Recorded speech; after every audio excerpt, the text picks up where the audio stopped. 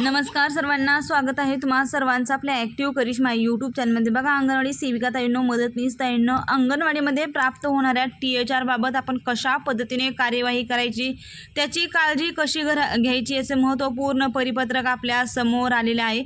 आयुक्त एकात्मिक बालविकास सेवा योजना महाराष्ट्र राज्य नवी मुंबई यांच्या आदेशानुसार हे परिपत्रक काढण्यात आलेलं आहे आणि अत्यंत महत्त्वाचं हे परिपत्रक आणि ही माहिती असणार आहे ताईंनो।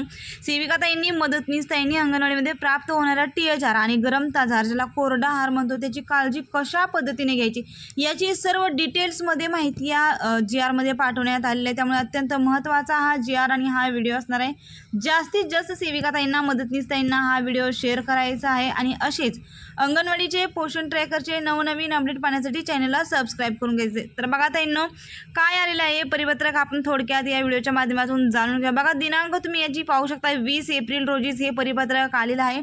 विषय बघा या परिपत्रकाचा अत्यंत महत्त्वाचा आहे। अंगणवाडीमध्ये प्राप्त होणाऱ्या घरपोच आहार, ज्याला आपण THR म्हणतो, THR बाबत करावयाच्या कार्यवाहीबाबत महत्त्वाच्या सूचना आलेल्या आहेत। संदर्भ याचा बघा, माननीय एकात्मिक बालविकास सेवा योजना आयुक्त कार्यालयाकडून आलेल्या ज्या आपल्या आदेश आहेत त्या आदेशानुसारच हे परिपत्रक काढण्यात आलेलं आहे। तर बघा काय म्हटलेलं आहे, या कार्यालयाकडून यापूर्वीच आढावा बैठकीमध्ये दिलेल्या सूचना व आदेश वरील विषयाच्या संदर्भातील आदेश क्रमांक 1 अन्वये मे Indo alignment protein food Chakan road Pune यांच्याकडून 2 महिन्यांच्या कालावधीसाठी प्रत्येक अंगणवाडीला घरपोच आहार THR पुरवण्यात येत असतो। सदर पुरवठा साधारणपणे 45 दिवस अगोदर करण्यात येतो। पुरवठा प्राप्त करून घेण्यापूर्वी खालील सूचनांचे पालन करण्यात यावे, अशी महत्त्वपूर्ण माहिती आपल्या समोर आली। बघा ती माहिती कोणती आहे। उशिरा पुरवठा केल्यास किती दिवस उशिरा पुरवठा केला याबाबत तात्काळ बालविकास प्रकल्प अधिकारी कार्यालयास कळवावे, जेणेकरून दंडाची रक्कम आकारण्यात येईल। ज्या दिवशी, बघा 1 नंबरचा ऑप्शन बघा, ज्या दिवशी पुरवठा करण्यात आला त्याच दिवशीची तारीख चलनावर नोंद करण्यात यावी।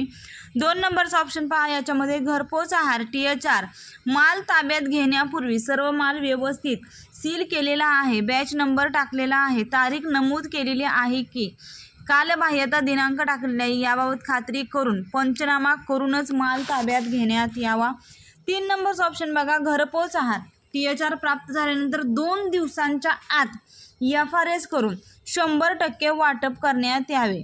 4 नंबरचा ऑप्शन बघा, लाभार्थी बाहेर गावी गेल्यास अथवा नकार दिल्यास पंचनामा करून, म्हणजे THR घेण्यास नकार दिल्यास पंचनामा करून तशी नोंद रजिस्टरला घेण्यात यावी। 5 नंबरचा ऑप्शन पहा, THR पाककृती कशा पद्धतीने बनवायची याचे प्रात्यक्षिक देण्यात यावे। 6 नंबरचा ऑप्शन पहा, घरपोच आहार THR वाटप करताना लाभार्थ्यांच्या सह्या रजिस्टरवर घेण्यात याव्या। 7 नंबरचा ऑप्शन पहा, कोणतीही तक्रार कार्यालयास येणार नाही याची दक्षता सर्व सेविका मदतनीस यांनी घ्यायची आहे।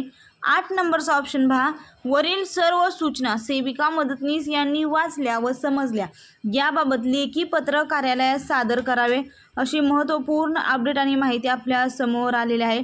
सर्व अंगणवाडी सेविका ताईंना, मदतनीस ताईंना, तुमच्यासाठी हा व्हिडिओ अत्यंत महत्त्वाचा आहे। आपल्या अंगणवाडीमध्ये जो THR येतोय त्याची काळजी कशा पद्धतीने घ्यायची याची सर्व डिटेल्समध्ये माहिती आपल्याला देण्यात आलेली आहे। अत्यंत महत्त्वाचा हा व्हिडिओ आणि ही माहिती आहे, जास्तीत जास्त शेअर करा आणि असेच फक्त आणि फक्त अंगणवाडी संदर्भात योग्य आणि खात्रीशीर माहितीसाठी चॅनलला सबस्क्राईब करा। व्हिडिओ आवडला असेल तर व्हिडिओसाठी एक लाईक नक्कीच करा। धन्यवाद।